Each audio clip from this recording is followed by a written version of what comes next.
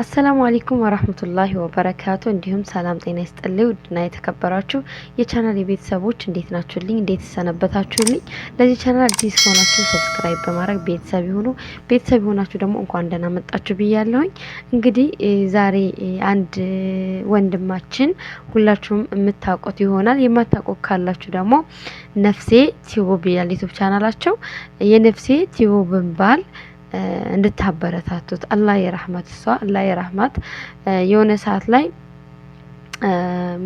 ሚስቱ እንደሞተችበት ሁለት የቲም ልጆችን እንደሚያሳድግ ተናግሯል እና በጣም እንባ እየተናነቀው ምናምን ነበር እየተናገረው። መቼ ሰው አይደለ አንድ የሱ አካሉ አይደለች የሄደችው እና በጣም ከባድ ነው።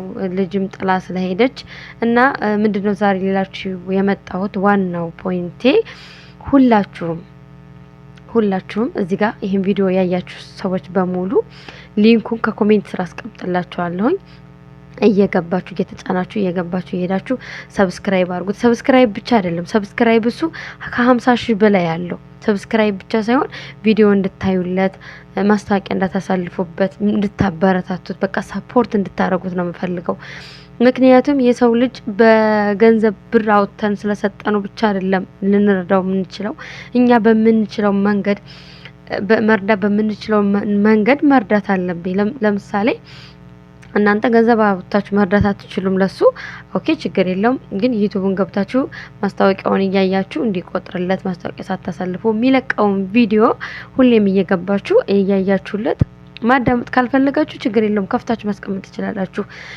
ቪዲዮውን እያዳመጣችሁለት ኮሜንት እየጻፋችሁለት ደህና ኮሜንት ልብ የሚሰብር ሳይሆን በቃ መጥፎ ንግግር ሳይሆን መጥፎ ንግግር መናገር ለእናንተም ጥቅም የለውም።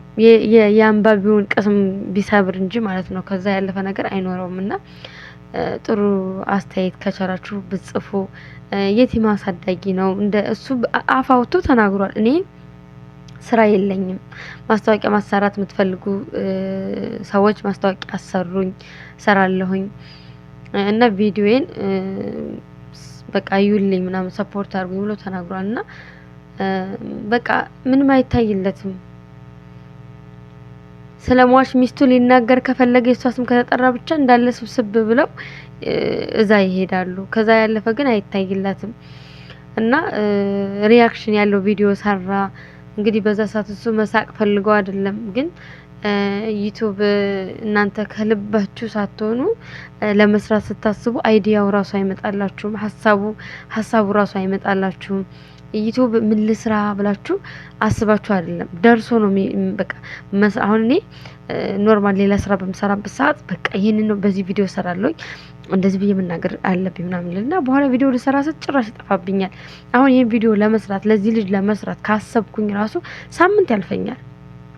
በጣም ነው የሚያሳዝነኝ። ከሳምንት በላይ መቼ መሰላችሁ የሆነ የሪያክሽን ቪዲዮ የሚያስቁ ቪዲዮዎች ምናምን ብሎ የሰራለት ነው። የዛለት አይቼ በጣም ነው ያሳዘነኝ። እይታ የለውም እሱ ሀዘኑን በውስጡ ይዞ ፈገግ ለማለት ይሞክራል። ማለት የሚለቃቸው ቪዲዮዎች እኛን ያስቃሉ ብሎ ነው እሱ የሪያክሽን ቪዲዮ የሰራልን። ማለት ምን ልንገራችሁ፣ እንዴት ላስረዳችሁ? እንግዲህ የገባው ገብቶታል እና በውስጡ አድርጎ ለመሳቅ ምናምን ይሞክራል። እዛ ቪዲዮ ላይ በጣም ነበር የሚያስታውቀው በጣም እና እናንተ ምን ልላችሁ ፈልጌ ነው፣ ኔቱ የመዳም ነው። ጊዜ ካልሆነ ደግሞ ጊዜው እንደዚህ ከፍታችሁ ቪዲዮውን ብታስቀምጡ ይቆጥርላቸዋል። እሱንና ፋጡማ አብዱራህማንን ፋጡማን ሁላችሁም ታቋታላችሁ። በካንሰር የታመመችው በካንሰር ይሄ አንገቷ የሆነ ሰዓት ላይ አሳይታ አንገቷ ወላሂ ለአዚም እንደዚህ ሂጃብ ስለሚሸፍነው እንጂ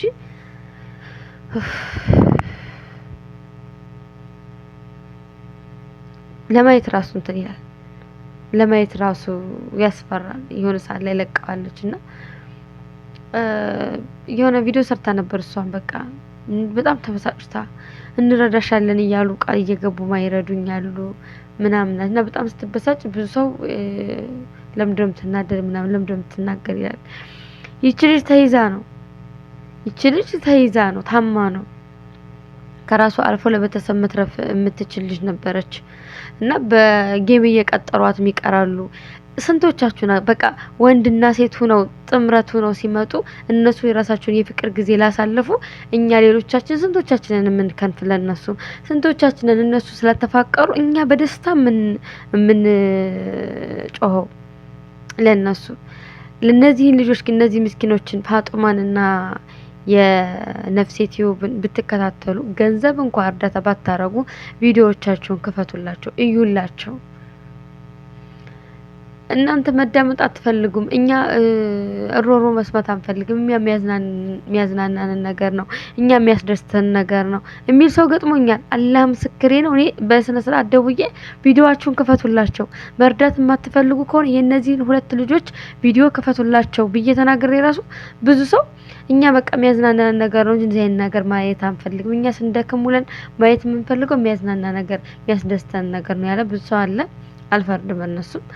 ሰው የፈለገው ነው ማድረግ የሚችለው። ግን ደግሞ አለማዳመጥም ይቻላል፣ ከፍቶ ማስቀመጥም ይቻላል። እነዚህ ልጆች በጣም ነው የሚያሳዝኑ። አላህ ምስክሬ ነው። ኑሮኝ ተርፎኝ እኔ ከራሴ አልፌ ብረዳቸው አላህ ለሚወደው በጣም ደስተኛ ነበርኩኝ። ኢንሻአላህ አላህ ይወፍጋቸው፣ የሰው ፊትም አያስቆማቸው። አንዳንዴ ጤና ማጣት፣ ገንዘብ ማጣት በጣም መጥፎ ነገሮች ናቸው። አላህ በጤናችሁ አይፈትናችሁ። አላህ በገንዘብ እጥሮትም አይፈትናችሁ።